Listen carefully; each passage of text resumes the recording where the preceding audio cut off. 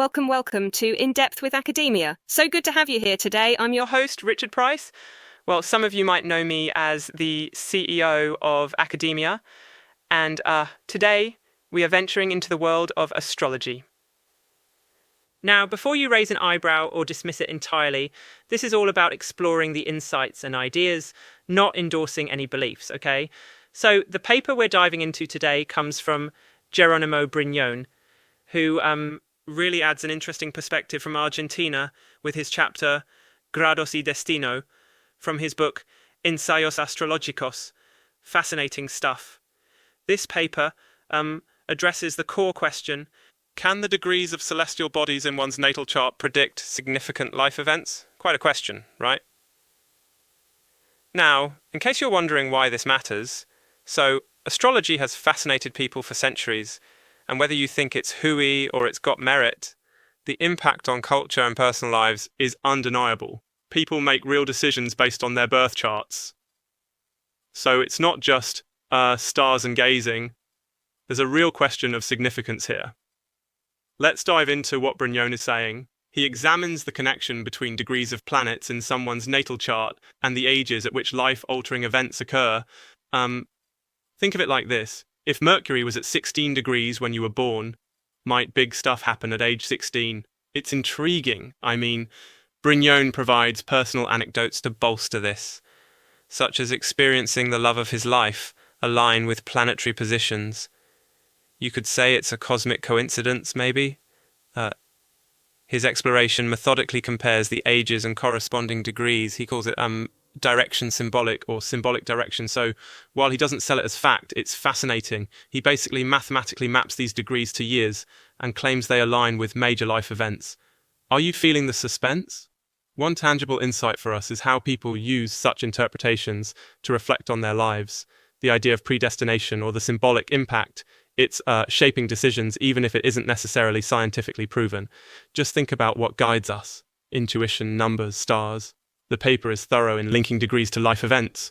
Brignone shares his age when key happenings occurred, matched with specific chart degrees, like he connects his brother's passing at a specific age with Mercury's placement, a major recurring symbol in his life. So, what does this mean for us? Well, if you're an astrology enthusiast, maybe it adds a layer of connection or meaning. Or if you're skeptical, it's a study in human need for patterns and meaning. This reminds me of the time I stumbled upon an old poster claiming to predict your future through your favourite sandwich toppings. What a wild ride, ha ha. Probably not as detailed as what Brignone is doing, but still, that drew a crowd.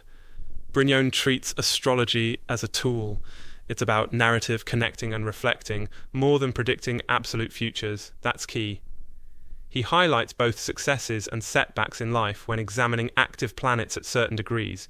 His approach offers a map, not a rulebook. So one of the more complex aspects is applying what he calls the direction of the 0 degrees of Aries. Basically, he suggests every degree moves yearly, influencing you like invisible threads. And though he argues for his method, even he admits not everything aligns, proving that all this isn't as exact as rocket science. Astrology, as Brignone uses it, celebrates personal experience, offering stories, frameworks to relate to our own lives. Again, it doesn't present new scientific evidence, but explores what has fascinated humans throughout history, what our place is in the cosmos. And now you might wonder, how does this relate to the man on the street? Well, whether it's astrology, numbers, or even algorithms, society is full of structures trying to pattern lives. This research is a great reminder that people find reassurance and guidance in many forms, whether proven or speculative. And let's transition towards closing here. I feel today's chat was like looking at an old mystical map. Remember, it's not about how accurate the map is, but the journey it inspires. Whether you agree with Brignone or not, he offers a unique lens to view life, one that shines with narrative elegance. So, we've journeyed into the realms of celestial charts today. Hope you found it as delightful as .rum raisin ice cream. Or very compellingly weird, like a sandhouse for ants, who knows. That's a wrap for In Depth with Academia, folks. Thank you for spending time with me. Keep exploring, keep questioning. Until next time, this is Richard Price signing off. Take care.